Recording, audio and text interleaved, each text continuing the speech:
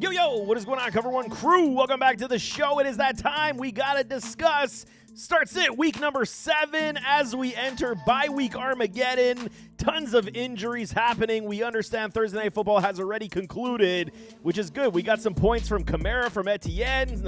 Even Derek Carr gave us almost 18 points. So it was decently, a point fest for that game as it did enter that fourth quarter. But we're talking bye-week troubles. The Panthers, Bengals, Cowboys, Texans, Jets, and Titans all on the bye this week to not only compound all the injuries we got to deal with this week, with especially at the running back position. It is definitely a very big problem for us to get through. But let's talk about these Arizona Cardinals. We'll go rapid fire once again, like always. Josh Dobbs taking on the Seattle Seahawks. And I mean, the tape is out on Josh Dobbs and these Arizona Cardinals. Mid-level risk for me for him. We got to understand, we knew that, when a quarterback comes to play for a new club, it's going to be difficult to scheme up against because you don't know how they're going to be, schemed up on the offensive side. Now the teams understand the defense is starting to roll, and they're making life very difficult for this Cardinals team, especially with no James Conner. We got Demercado, who let everybody down last week, and then you got Keontae Ingram. I'm calling high-level risks for both these running backs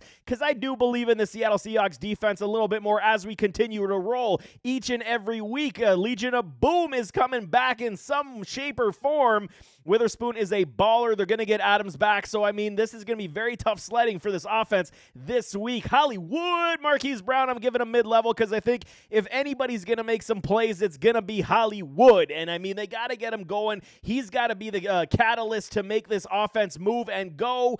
Could we see some rushing upside from Ingram? Yes, we could. If you're stuck at running backs and you got to pick one, I mean, Demercado did see a lot of, snap counts, just wasn't utilized in the offense whatsoever. So, I mean, leaning towards an Ingram over a Caddo if you're dying for running backs, I think is kind of the mode I'm going. Rondale Moore, can't trust it. Boomer bust every week. Michael Wilson does have low upside for me this week. Kind of feeling like they got to get him back in the mix. A supportive wide receiver piece to help a Hollywood Brown. And then Zach Ertz on the mid-level risk because he does give you some garbage time point productivity. But I think the Seahawks are going to handle business relatively easy in this contest. The Atlanta Falcons taking on the Tampa Bay Buccaneers. Desmond Ridder, a lot of criticism coming on this man because of the 3 interceptions that he did throw and basically cost this Falcons the game last week. He's going up against one of the better defenses in the entire NFL this week. I'm calling high-level risk for a Desmond Ridder. I don't like it, not touching it. Even though we need and require streaming quarterbacks, he is not one I'm looking to this week. Bijan, again, low-level risk. 5 boom games for this man. It doesn't matter what he does every single week. He is a human highlight reel, and he should be able to do something again to at least get us over the boom threshold, and I got low risk on him. I think he's going to be at least in the PPR game, get some dumps and check downs, and hopefully, give you the point productivity that way. Tyler Algier still continues on the low upside trend. Goal line upside is basically the only thing saving this man at this point, and I get it. We're looking for backs to start. I don't think we could do it against the Tampa Bay Buccaneers as well. Drake London, mid-level risk, even though he does have 4 boom games, has looked very good these last 3 weeks. This is probably not the week to start him. I hope you guys have better options. I got mid-levels just in case he may get some garbage time productivity as well. I do not like the play this week for Drake London either. I mean, Kyle Pitts and Jonnu Smith both get a mid-level. Both got 2 boom games on their hands right now. Both are relatively the same statistically when it comes to 41.7 and 44.7 respectively in point totals. I mean, we could play a Kyle Pitts and Jonnu Smith in this contest because they're going to look for safety blanket. Check down upside, I think, is definitely here for these 2 tight ends, even though it's going to be a very difficult contest versus Tampa Bay Buccaneers defense. The Baltimore Ravens taking on these Detroit Lions. Here's a good test for the Lions and for the Ravens. This is a very important contest for both clubs as they sit 4-2 and 5-1.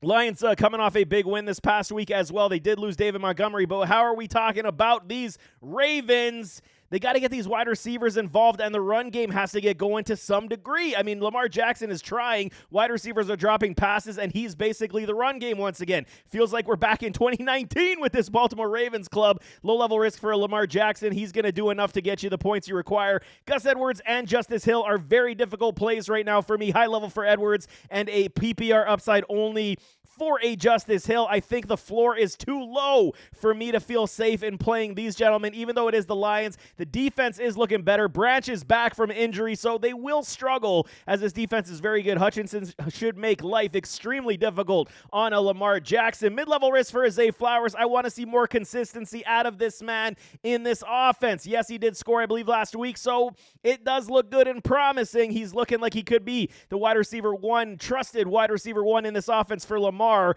If you have him, I can play as Zay Flowers, but I got to, mitigate the risk and say it's a mid-level. I do believe he should be able to pop off over 10 points to 12 points this week, but I'm going to put it down as a mid-level risk just to play it safe, even though I got him on many rosters, and I am going to suit up a Zay Flowers this week. Rashad Bateman, high-level risk, not touching it. OBJ, we got a sleeper alert for OBJ, and I'm telling you, this might be a good situation for him this week to kind of, finally do something as your career is basically dwindling down to nothing. They need a secondary piece in this offense, and OBJ, come on, man. Do something. I'm just going to call it. This is pure speculation. I got no rationale behind it, just a pure gut feeling that it's time to unleash an OBJ sleeper alert for me. It could be a complete bust, and I'm going to put it out there for y'all as well. If you got the kahunas to do it, expect, very little points to hopefully potentially he booms this week. Very much high risk, but I'm going to call it a sleeper and see what happens. Hope for the best in that regard. Mark Andrews, low-level risk. He's starting to pick up steam as well. Been consistent on the low-level booms, but, we want to see the 22 points like he did already once this season. I don't know if he'll get it against this Detroit Lions team. Should be peppered with targets quite a bit in this contest. The Buffalo Bills taking on the New England Patriots, the 1-5 Pats. The seat is getting warm for a Bill Belichick while Bills Mafia is criticizing Ken Dorsey and his offensive system right now. I understand it does not look good. It hasn't looked pretty in the past 2 games. This is a nice get-right game, even though they should have had the get-right game versus the New York Giants. I think it's a good opportunity. Josh Allen, low-level risk. He should get back on track. James Cook, even though the Patriots do have a good run defense, I'm going to say, there's a lot of injuries on that line. James Cook should be an absolute play this week. Low-level risk. He's busted the last 2 games. He is due for a boom game. Lat Murray continues the TD upside. Only in deeper leagues can you trust that. Stephon Diggs is automatic as they come. 6 boom games. You're obviously playing him. Gabe Davis on the mid-level. I want to see Ken Dorsey utilize a lot more of this talent on this team. The only difference is he may do it this contest, but will it be a Dalton Kincaid, or will it be a Gabe Davis? This is kind of the question that I'm going to right now. I do believe that both can have at least, 4 to 6 targets apiece and still feeding a Stephon Diggs. But I kind of want to see a Dalton Kincaid movement this week. I really do. He's come back off the concussion. If there was any time to do it, now it is. Week 7. We're almost at halfway point of the season. Unleash this man Sam Laporta style. So, Gabe Davis, I don't hate the start in the flex, and Dalton Kincaid is a massive risk for everybody. I'm going to put it down as a mid-level because I do believe it's got to happen eventually here, and it's a good matchup versus New England Patriots who have, been decimated with injuries on the defensive side. Still going to say bench a Dalton Kincaid, and this is just a wait and see. Hope he booms off the charts this week with target share, but we got to see this Bills offense improve outside of feeding just a Stephon Diggs and then, trying to run the ball with a James Cook. The Chicago Bears taking on the Las Vegas Raiders. No more Justin Fields. He's got the thumb injury. Could be headed to IR with potential surgery. He's getting some second opinions on him right now. Roshan did not clear concussion protocol. He is out once again, so it is going to be Deontay Foreman and Darrington Evans running the football once again. So, Tyson Bagnet. Okay, we'll just call him T-Bag. I think that's what we're going to do. I'm terrible with last names, until I get it rolling off the tongue. But, T-Bag is what we're doing. He is the replacement for a Justin Fields. No disrespect on the man's last name.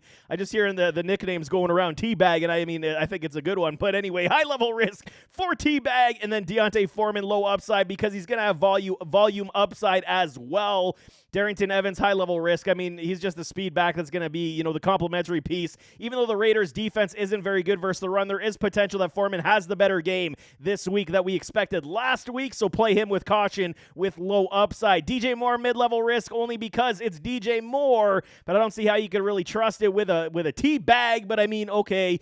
It's going to be very interesting how this offense moves. This kid has got some confidence. He says, I got nothing to lose. I'm going to play like I got nothing to lose. So we could actually see, there's no film on this man, so we could see him do some damage. It's still all very much a high risk. If you got no choice, you play a DJ Moore. Outside of that, I hope you have him on your bench and wait and see. Cole Kmet is the only other mid-level risk on this offense that I would potentially trust because he could be a safety blanket for this young quarterback in the making. I'll figure out his last name eventually. I'm telling y'all. I apologize to you, sir. That was not okay.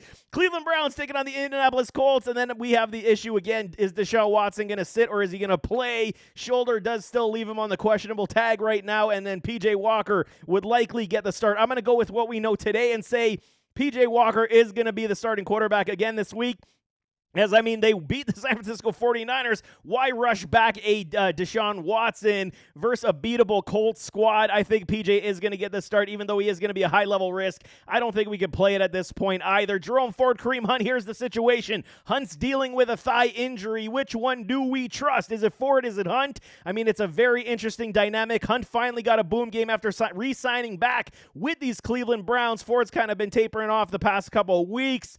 We could see legit 50-50 splits in this offense right now, and this game should, absolutely induce more rushing upside to keep P.J. Walker from making mistakes and keep this offense moving on the ground that is beatable versus an Indianapolis Colts team. We saw Travis Etienne destroy them on the ground as well, so I fully expect a lot of rushing upside for both Ford and Hunt. I'll say mid-levels only because of volume share. We don't know who's going to get it all, but I do believe you can play both these men right now. Kareem, if he doesn't play, then obviously Ford gets a massive uptick to low-risk play for me. Amari Cooper, low upside only because PJ could not find his wide receivers really to save his life last week, which also puts high-level risk to Elijah Moore, DPJ, Donovan Peoples-Jones, and David Njoku. You cannot trust them this week. It is going to be lots of running upside and defense for these Cleveland Browns this week. Denver Broncos taking on the Green Bay Packers. Let's ride. Russell Wilson to the first-round pick. First overall pick. That's what they're trying to get.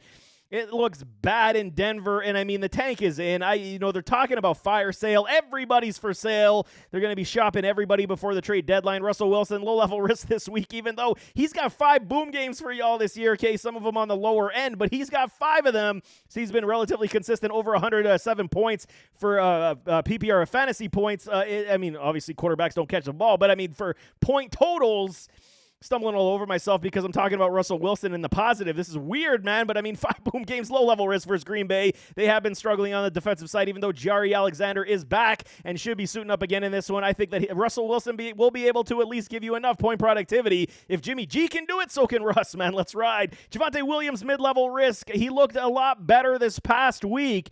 But this offensive line just isn't blocking enough to, be consistent in the run attack, and it does scare me quite a bit, where I got good upside to Jaleel McLaughlin. He's been the spark plug that they require, undersized running back with hands, and he's got wheels and jets. I think you feed Jaleel a lot, and then sprinkle in some Javonte as he continues to rehab from that ACL injury, but it is coming. Javonte did look a lot better this past week, no kidding. Jerry Jeudy, high-level risk, not touching it. Keep that man on your bench. Trade rumors have him going to the Indianapolis Colts, so, is he going to play really hard against or going up against the Green Bay Packers? It's hard to say.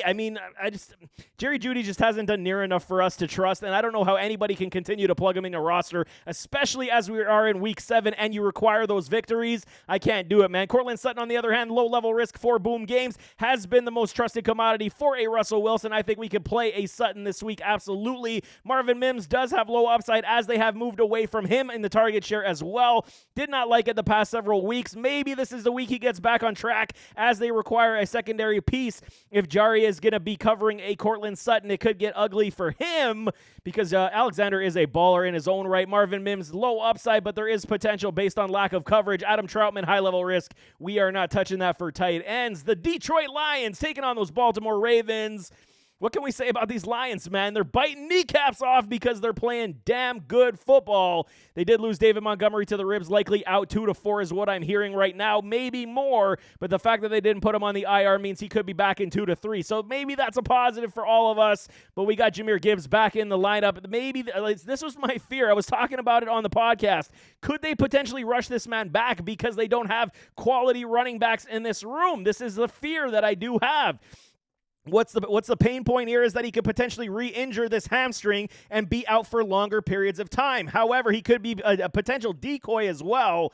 He's not on the injury report, so, I mean, you got to trust what they say, but, I mean, it was a minor hamstring pull or strain, but, I mean, it's very difficult. Is the fact that he's got no boom game so far in his rookie season. We're going into week 7. I don't foresee them utilizing him coming off an injury like we think they will, and Craig Reynolds is the mid-level risk, while I got Gibbs on the injury risk, because he could get re-injured in this contest. You never know, but if you got Gibbs, you got to play him, obviously, because eventually that will come as well, but Craig Reynolds should see his share of upside as well. He is also dealing with a hamstring injury, but Craig Reynolds could be one of these guys. Volume upside is key. Goal line upside is key. Potentially we see him score a touchdown, but again, that's very risky plays for me this week, man. If I'm playing anybody, I'm playing Gibbs, obviously, because he's got breakaway ability. Amon-Ra St. Brown gets a low-level risk, just balling. If he didn't miss that one contest, he'd be hovering with a Stephon Diggs on 6 boom games. Right now, he's got 5. He's been killing it. Low-level risk. Don't even think about that one, because he's plug and play every single week. Jameson Williams, J-Mo, we finally saw him catch a touchdown, get out of his own head, made a beautiful catch for that touchdown, looking to the right, had to turn his whole body to the left and made the catch. Beautiful stuff. If this man gets his confidence rolling, you watch out, because J-Mo is going to put on a show, and Jared Goff's going to be able to spread the ball even more around the field. Josh Reynolds, low upside now because of J-Mo and Amon-Ra. I think we're going to see his target share curtailed just back a little bit, where he's going to see anywhere from 2 to 5 targets per game. Going to be a little bit more heavy, harder to trust, even though he could be a red zone upside guy every single week. So flex appeal still is here for a Reynolds in deeper leagues. But I mean, at this point, I think J-Mo and Amon-Ra St. Brown are going to start to show y'all what this offense could become. And Sam Laporta, good upside once again, coming off the calf, where he was treated somewhat as a decoy last week. I think they unload him again this week, and he scores a touchdown. Fire up a Sam Laporta. Green Bay Packers against those Denver Broncos, coming off the bye week. Jordan Love, there's been no love for Love these past 2 weeks. It has not looked good. Coming off the bye week, I think it's absolutely great, because they need a time to reset, man. Teams have the more tape on a Jordan Love, understand how to scheme up against him, and it's been working. Love has not looked good these past 2 weeks, even though he's almost got 100 fantasy points in 6 games.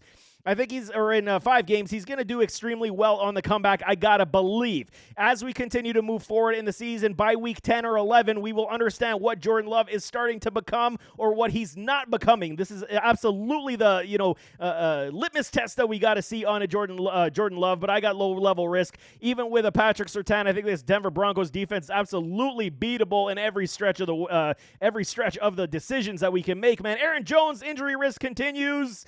When will this man get back on the field? He's turning into an injury bust for us in fantasy football. If he does play, you got to play him. What else can you say? Especially with all the running backs that are down in injuries and bye weeks, you have to play him. But if he does sit again, A.J. Dillon will get a mid-level risk for me this week, as he will be utilized with volume upside. Romeo Doubs, low upside for him, as he might see a lot of Patrick Surtain this week.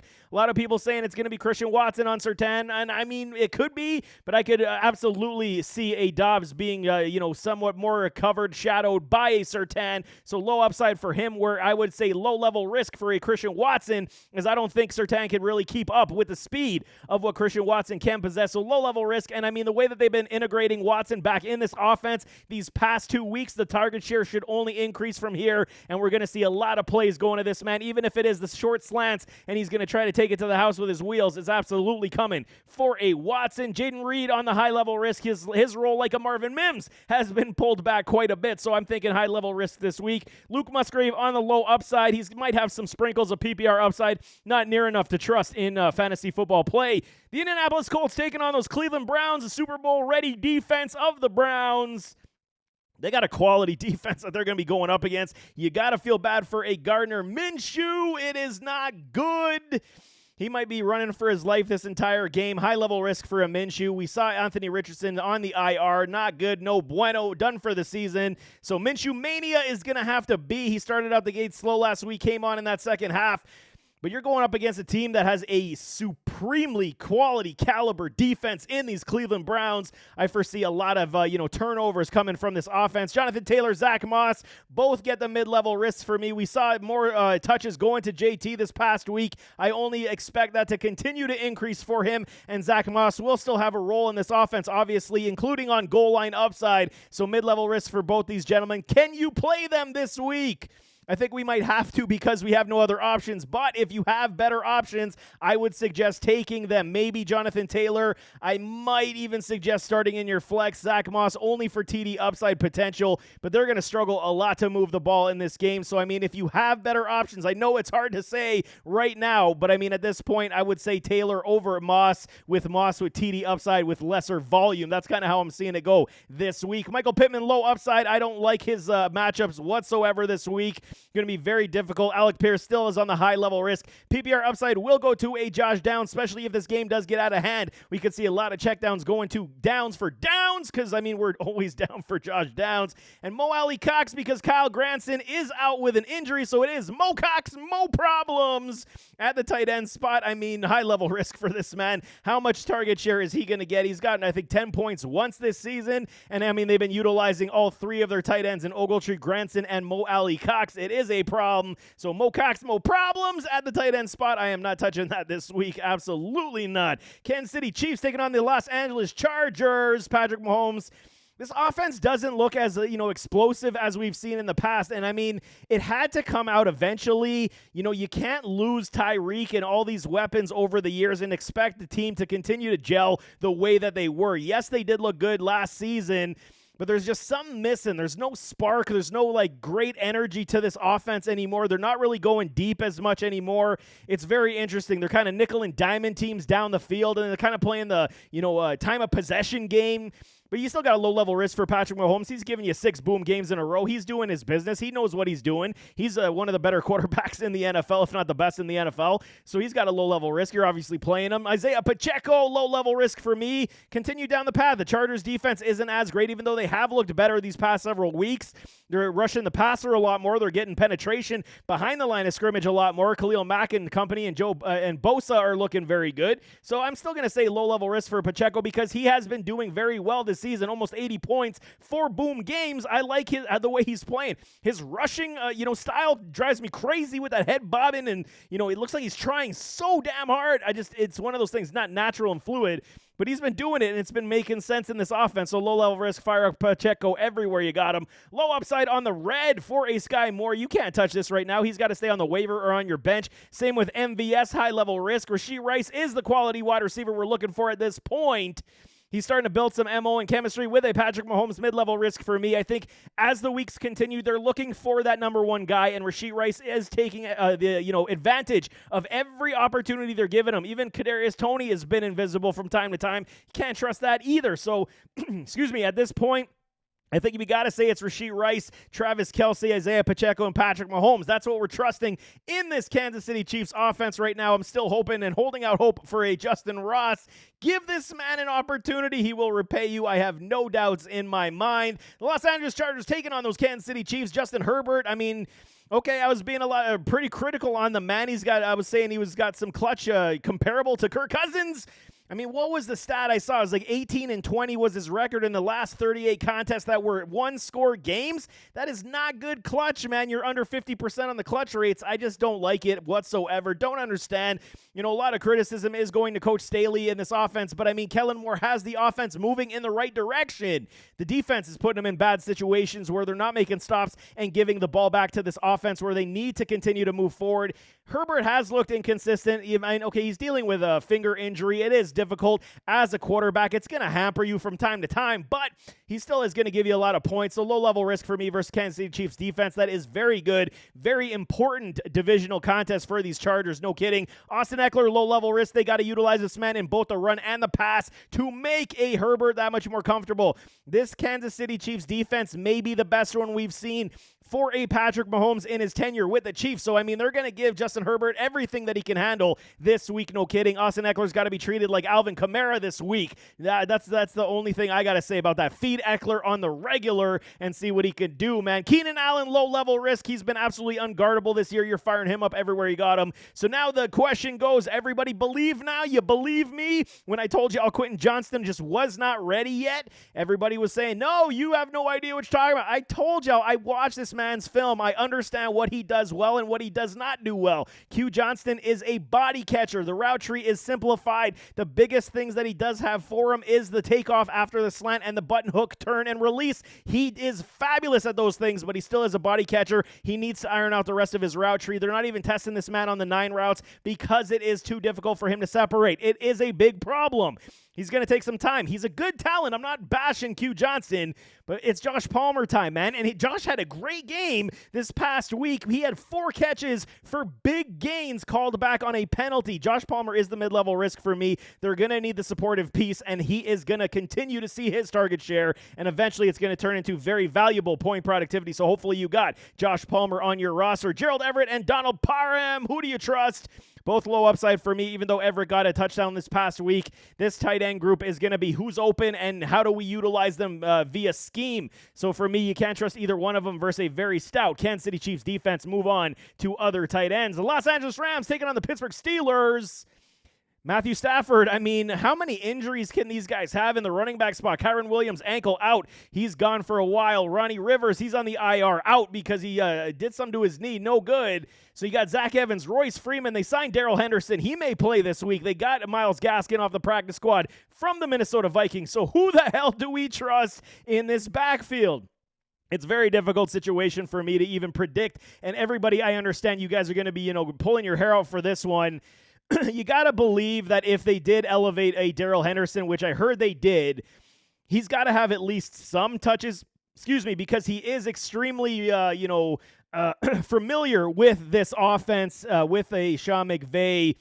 But it's so difficult to trust any single one of these running backs where Henderson hasn't really been on a team or practicing, where Zach Evans has been here the whole time. You got to think they're going to give the young man his opportunity, at least at the beginning, to see what he can do. And if he can't do it, then we could see some Darrell Henderson and some Royce Freeman mixed in here. But this is a crapshoot. Low upside, low-level risk for a Stafford because I believe they're going to pass a lot in this game. We got low upside for an Evans, high-level risk for a Royce Freeman outside of TD upside. Where the upside does come is, like I'm saying, in the pass game, Cooper Kupp and Puka Nacua. Low-level risks for me with these gentlemen. I think they're going to recreate the run in the short pass in this one, hence why I'm saying low-level risks for the pass game.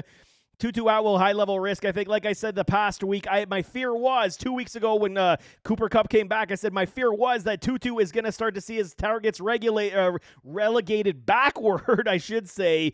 And that's exactly what's happening. I'm seeing a lot of people drop Tutu on the waiver wire now because target share, it just can't be trusted. You can't even waste a roster spot, a bench spot on him. So, I mean, Kupp and Nacua should be your top guys, top targets once again. Fire them up everywhere you got them. And Tyler Higbee, low upside for me. Could see a touchdown versus stingy Pittsburgh Steelers defense. Las Vegas Raiders taking on the Chicago Bears.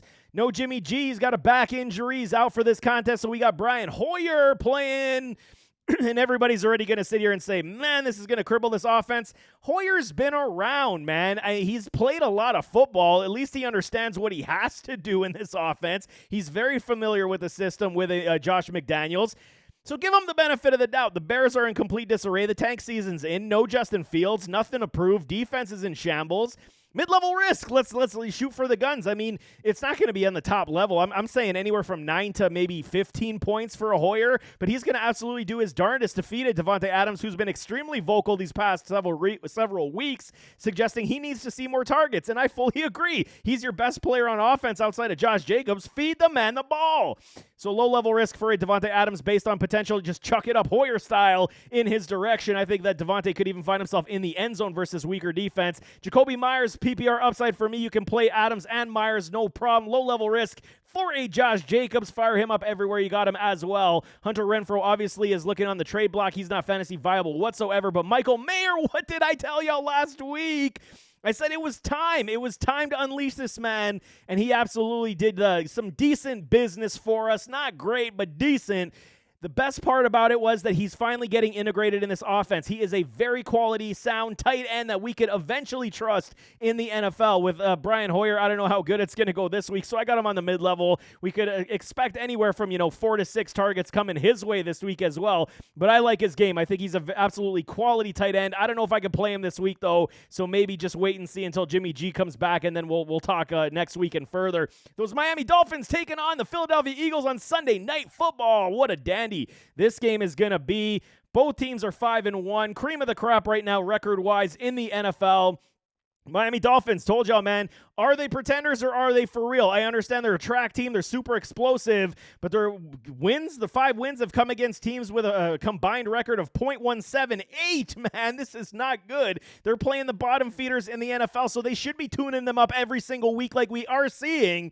Now you're taking on a Philadelphia Eagles squad that is a very good front seven where the secondary has not played well. They are without Blankenship. The Eagles are, so they will have the potential for them to be exposed, I should say, is there. But I do believe they got rookie Brown back, the safety, so that is some good positive news in this contest because they're going to have to try to, at least try to keep Tyreek Hill in front of them. Tua Tagovailoa, 5 boom games, low-level risk. You can absolutely play a mid-level risk for Raheem Mostert, even though he has been killing it. 130 points right now. This man, I don't know, just rejuvenation season. Obviously, you're going to play Raheem. It's just this front seven is so talented, and they're going to get after the quarterback. Jalen Carter is back from his injury this week as well, from what I'm seeing. So it's going to be tough sledding, and they're going to try to pressure a Tua as much as they possibly can. Get rid of that timing. That's what you need to do. Keep the linebackers over the middle. Keep Tyreek under the underneath the safeties, and you start pressuring with your front four. You can get Tua as long as you're getting pressure. You can throw him off that timing game. Salvon Ahmed, low-level upside because we do got Jeff Wilson and now Chris Brooks still on the IR, or Chris Brooks got to the IR. Wilson still on the IR. Did not clear his 21-day window just yet. So Salvon Ahmed will have some low upside. He will get some touches in this contest as well in support. Tyreek Hill, low-level risk. We got to play him, obviously, but, I mean, we'll see how he does. I'm going to be watching this one with extremely close eyes because I want to see how this Eagles defense does play after letting down versus the New York Jets this past week. Jalen Waddle on the mid-level risk. You play him this week as well. There is good potential that he could find his way into the end zone as well, as a lot of the attention is going to go to Tyreek Hill. So you play Jalen Waddle everywhere you got him. Berrios and Smythe we are not touching because this is how this offense has been going right now. It is a track team, very exciting, but this is a true test. You want to be battle tested in the NFL? Now you play the Eagles on Sunday night for everybody to see. I'm excited for that one. The Minnesota Vikings taking on the San Francisco 49ers on Monday Night Football. No JJ, we saw how bad this offense is going to look, and I mean, now Kirk Cousins in this supremely wonderful pass offense does not look good, man. Okay, now he's got a high-level risk for me versus one of the best defenses in the NFL, who is coming off a loss versus the Cleveland Browns. Kirk, man, I hope you get the ice bath ready because they're going to be coming after you with the bum rush, and it's going to be no good. Alexander Mattison, low upside for me. It's going to be tough sledding. If they're not going to fear the pass, they're going to stack the box, and Mattison is going to have struggles to find open lanes for me. If you got better options, I totally suggest taking it over Mattison. But if you don't, I completely understand. You got to play him because that's just the way the landscape of fantasy is right now. Jordan Addison, mid-level risk only because he's going to see likely higher target shares because JJ's out. Found his way into the end zone, saved his fantasy day for us, but it's going to be very difficult for Kirk Cousins in this versus this defense, I should say, to find Addison on the regular. If you got him, I might even recommend benching an Addison this week as well. It's just too tough to trust. Kirk Cousins definitely going to be running for his life unless they changed it to like a quick, shorter, in-out slant pass game for Addison and company. I just don't like the odds of this doing very well this week. KJ Osborne would have PPR upside dump-off checkdowns along with a Brandon Powell, where Osborne, I would say you're probably good in the slot or in the flex, and Brandon Powell I would not play this week because you just can't trust the target share purposes. TJ Hawkinson, on the other hand, I'm going to give him a low-level risk because he's got to find somebody on the regular, and why not go to your tight end? Your savvy tight end that can haul in basically every pass to come his way. You start Hawkinson everywhere you got him. New England Patriots taking on these Buffalo Bills. Excuse me, I got a frog in my throat. No no money Jones. There is no more Mac Money Jones because he's been playing absolutely terribly. High-level risk. The Bills' defense without Ed Oliver. I mean, that's a big loss for the Bills, but they should have no trouble getting after a Mac Jones. We should see a lot of rushing upside for these New England Patriots, as that's how Bill Belichick attempts to attack the Bills often. Mid-level risk for Ramondre. 3 boom games. Barely got his 15 points this past week to at least keep him in the fantasy good graces. It's not great, but at least he's still here with us. Zeke Elliott, low upside. Only TD upside versus the Buffalo Bills, you want to say. But we could see a lot of Ramondre and Zeke in this contest when it comes to volume upside. All these wide receivers, I am not trusting. Parker, Bourne, Juju Smith-Schuster, not trusting whatsoever. Keep him on the bench or the waiver wire. And Hunter Henry, mid-level risk, because the Bills still give up some decent point productivity to tight ends. We could see Hunter Henry find his way into the end zone. That is a risky play, but it's one that you could absolutely take this week. The New York Giants taking on the Washington Commanders, the Commies. Daniel Jones, this is the risk. Is he playing? He's gotten a questionable tag with that neck injury, saying he had struggles last week, saying it's a little better this week from what I'm seeing. So difficult to trust even against a Washington defense that has played extremely well overall. Not great, but well enough for them to keep them at 3-3. The Giants tried to beat the Bills with Tyrod Taylor. I don't know what the Bills were doing, but I mean, if Daniel Jones plays, he's an injury risk for me, and he's been sacked more than any human alive. I'm not touching that whatsoever. Low-level risk for Saquon. He should again be leaned upon in a very big way, take a lot of pressure off, whether it be Daniel Jones, Daniel Pennies, or a Tyrod Taylor. Matt Breida, high-level risk because Saquon is back in business. Hodgins, Slayton, Campbell, Wandale, who we trust in this wide receiver room. Right now, I got low upside for a Darius, where he has been seeing a lot. You got to go with target share with this team. When it talk about, matchup play, blah, blah, blah, I get it. You got to go with target share. Who's getting the targets? Who's getting the volume in this Giants offense right now? And right now, it's Slayton, and now it's Wandale. So for me, mid-level risk for Wandale. You can maybe play him in your flex. I don't even like it this week. If you're struggling, I get it. I still want to wait and see one more week for Wandale, but I'm talking Darius Slayton, low upside. You can't play that either. Darren Waller, on the other hand, has been giving us a better floor of around 7 to 9 points, so you can absolutely trust that. Full PPR, he's getting over 10, so it's good in that respect. Darren Waller, is the only one. Darren Waller and Saquon are the only ones that I'm comfortable starting this week if we have to. Philadelphia Eagles taking on those Miami Dolphins on Sunday Night Football, like I'm saying.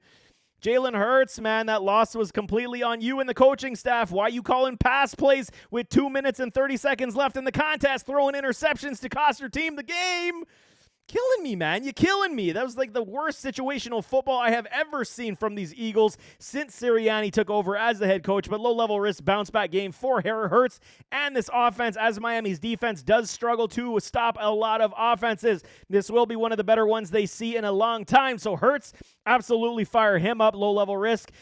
You wouldn't bench him anyway, obviously, but I'm just talking out loud, man. DeAndre Swift, low-level risk. You're firing him up as well. He should have another good game. 5 boom games for a DeAndre Swift as he continues to run behind this great offensive line. Lane Johnson, hadn't seen if he's going to suit up in this one yet. I'll drop that in the comments potentially for the upgrade for DeAndre Swift. If once I hear, I might have missed it on the report. Think I heard he might be playing, but I got to double check to confirm that. Kenneth Gainwell is the second man in replacing Swift, but he's not seeing enough volume at this point. A.J. Brown, low-level risk, grown-ass man. He is killing it. What a catch he made this past week. He should absolutely cook up this defense as well. Devontae Smith needs a big bounce-back contest. Mid-level risk for me only because how he has not been targeted and playing these past 2 weeks. Gotta believe he's going to see a lot more passes come his way this week. So mid-level risk, but you're absolutely still starting a Devonta Smith. Zacchaeus, nothing there. Dallas Goedert, good upside once again as he has found good levels back in this offense when it comes to target share. Excuse me, we can absolutely consider playing a Dallas Goedert. The Pittsburgh Steelers taking on the Los Angeles Rams, coming off the bye week, and there's just a lot of headaches on this team. Kenny Pickett can't play. Najee Harris, low upside. Jaylen Warren, low upside. Rams still have a very good front that they're going to come after Kenny Pickett and company. I mean, we thought Najee Harris struggled for yards per carry before. This one's going to be very difficult. Why don't you utilize this man in the PPR game? I just don't understand. Matt Canada, you need to go, sir, because you are failing us all. Najee Harris should have Alvin Kamara PPR points right now. What are you doing, man? Sorry, I'm venting. I'm very upset with what's going on with Najee. I would bench Najee this week if you had to. I mean, if you can. If you can't, I get it. Like I'm saying, that's the caveat on all of this because we need running backs. But if you can bench Najee, absolutely do that. Similarly with Jaylen Warren, don't like the run upside in this contest whatsoever. Mid-level risk for a George Pickens. You can play him because they'll at least take shots to him, and he's an alpha enough to at least make a play all on his own. They do got some good news. Deontay Johnson is coming back from the IR call-up. He was not on the injury report, so he is fully healthy from the hammy, but we got until Saturday until he's going to be able to be activated. If not, he will miss his contest. So I will definitely update y'all once he is activated onto the roster, which I fully expect on Saturday to happen today. So, I mean, okay, if he does suit up, I think you got to play him. He looks fresh. They need some more, sprinkles of playmaking ability, and Deontay's always been a good PPR guy, should get you a safe floor. Allen Robinson and Darnell Washington, high-level risks. We are not trusting that whatsoever. San Francisco 49ers, big problems for these 49ers as they could be without Christian McCaffrey, hurting a lot of us in this league. Brock Purdy, low-level risk. Fire him up on a bounce back. They were disappointed. They lost to those Cleveland Browns. Purdy drove the team down the field to get the winning field goal, and the field goal was missed, so it wasn't on Brock Purdy. He still played very well. Fully expect a good bounce-back contest. If CMC does play, we obviously got to play him, but he does come with the injury risk tag for me. He could tweak something. The oblique is there. It's going to be about pain tolerance, so whatever they shoot up in that side is what's going to carry him for the game. But we could really see CMC suit up this week and then them use a trio backfield to remove touches from a CMC just to keep the defense guessing in Minnesota. That's kind of how I see this one going for a CMC this week. So it's going to be interesting. We'll see. But if he does play, you obviously got to start him. Jordan Mason and Elijah Mitchell. I'm going to say it's Mitchell. Even though I got Mason here, I got to say, if CMC does sit, I want to play Mitchell over a Mason, even though Shanny will ride the hot hand. It's going to be very difficult. Eli is still above Mason on the depth chart, even though Mason has looked good running the ball these past several weeks. It's such a crapshoot, so we'll wait and see. It only sucks because it's on Monday, so hopefully if you're a CMC owner, you got your bets hedged, I should say, with a Mason and Eli. Debo dealing with a shoulder injury. He does have an injury risk as well. Not sure if he'll suit up in this contest. We will know on Saturday. I will update y'all in the comments as well. Brandon Ayuk. So I'm going off the predication that, a Debo may sit, CMC may sit. So then that uplifts an Ayuk to low-level risk and a George Kittle to low-level risk because they're going to have to utilize somebody. You absolutely fire up Ayuk and Kittle either way in this contest, but I think that even dealing with these injuries, even if Debo and CMC do suit up, I think we're going to see a lot of touches going to Ayuk and George Kittle. They should be good this week, man. Rested, healed, good game plan at home versus the Cardinals. I think it's going to be an absolute whitewash here for them. They're going to put up a lot of points. Kenny Walker III, he is a stud start of the week for me. Just been balling out. You can play Geno Smith everywhere you got him. Zach Charbonnet, he's got an injury designation on the hammy right now. He's still a high-level risk, not near enough touches to, trust in fantasy. DK Metcalf is dealing with some ribs, is on the questionable tag, but I'm giving him and Tyler Lockett a low-level risk. You fire him up. Jackson Smith-Njigba, you cannot touch. Still, we have to see 2 games of quality contests before we can trust Jackson Smith-Njigba in this offense because they have shown that they are not willing to utilize him just yet. Just here and there, little sprinkles of, passes coming his way. He is not a fixture in this offense right now, and I don't think he will be until at least week 12, week 13. If I'm wrong this week, I'd rather be wrong and see him hit off on my bench than in my roster getting me, 3-4 points? And we're at the point where must-wins are happening in fantasy, so I'm not trusting JSN whatsoever right now due to target share and Noah Fant high-level risk. There are better tight ends that we can utilize for fantasy football. Tampa Bay Buccaneers taking on these Atlanta Falcons. Baker Mayfield, Bake Show. He did not look good this past week. What can we say? Coming off the bye week, I was very disappointed. I thought they would have had everything together. Mike Evans still was dealing with that injury. That one pass, though, it would have changed everything. Where Mike Evans was running free, wide open, blown coverage, and Baker saw him, threw him the ball, and the pass got tipped at the line. It would have been a 70-yard touchdown to a Mike Evans, just galloping into the end zone. I fully expect them to take it to these Atlanta Falcons a little bit, even though Atlanta's defense has been very good, especially on the defensive secondary. Bates has been the catalyst on that defensive back end. Okuda's found new life with Atlanta as well. They all look very good covering. So, it's not going to be an easy contest for Baker by any stretch, but I got a mid-level risk because I do think that this defense is opportunistic and they will challenge these wide receivers, but it is Mike Evans and Chris Godwin, so it is a better, duo that they've seen in Atlanta to go against, but they played good quality guys like Terry McLaurin and company last week, so I think Evans and Godwin should absolutely have very good days this week. You can fire up Evans and Godwin this week. Low risk for Evans, good upside for Godwin. When it comes to the rushing upside, there is none. What can I say? There is none, man. Rachaad White, low upside for me. Sean Tucker isn't even seeing the field anymore. They just don't care to run in Tampa Bay right now. How many bus games in a row have we seen for White? How can you even trust this? You guys are sitting there, continuously doing the same thing over and over again, hoping for different results. It's not happening until we see it. I cannot trust Rachaad White. I hope you guys have other options because I'm not playing him. I'm going to keep him on my bench at this point. High level risk for Cade Otton and a Trey Palmer. But I think Baker Mayfield, there is potential that if you require a quarterback, you can play him this week. I think he'll give you a decent floor of at least, 14 to 16 points. So you could do a lot worse than that, no kidding. Last one I got is the Washington Commanders, the Commies, taking on these New York Giants. Sam Howell, everybody's criticizing the man. He's doing nothing but putting up points for you. 107 on the season, basically. He's got 5 boom games. Yes, some of them are on the lower end, but low-level risk versus Giants defense. Big divisional contest. Yes, it is in New York, so I don't like that, but everyone's going to be like, oh, well, the Giants played the Bills extremely well. They're going to take it too with Sam Howell. I don't see it that way whatsoever. I think Sam Howell and this offense with Eric Bieniemy are figuring it out, and they understand how to move this ball, especially with a Brian Robinson. Low-level risk for me as well. You fire him up everywhere you got him. He's a true bell cow. I fully expected Antonio Gibson to see some more touches in this offense by now. Have not seen it. So, B-Rob is definitely one you can trust every single week. Terry McLaurin, Jahan Dotson, Curtis Samuel, who we trust in. Terry looked good last week versus the Falcons. So, you got to say 2 boom games, mid-level risk. I think there is opportunity here. But we did see, here's a caveat, okay? I'm putting high risk on a Jahan Dotson. I could have put a sleeper here, but I don't want to be crazy because he hasn't done anything, and he's doing special teams right now. The media's discussion on a Jahan was, why is this man not getting any targets? They were talking to Howell. They were talking to Jahan himself, talking to other people in that Washington offense, and they were saying, what is going on with Jahan? Here's the thing with Jahan.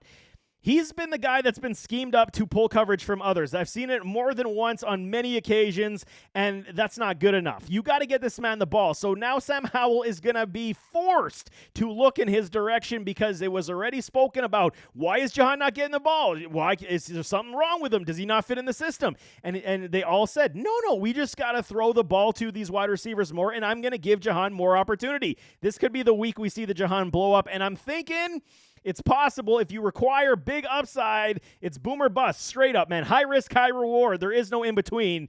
But I want to see it before I promote it, but it could happen. Don't be shocked if we see a Jahan Dotson have a very big game this week. But Terry McLaurin, we can start, and a Curtis Samuel with very good upside. He has taken basically all the targets away. Eric B. loves this man. 62 points for Curtis Samuel in the flex all day long. You can absolutely trust that. And Logan Thomas, mid-level risk, we'll see, depending on target share, is the problem every single week in this offense because there are so many mouths to feed. I still think you can play a Logan Thomas this week as well. But there you have it. That is starts in week number 7.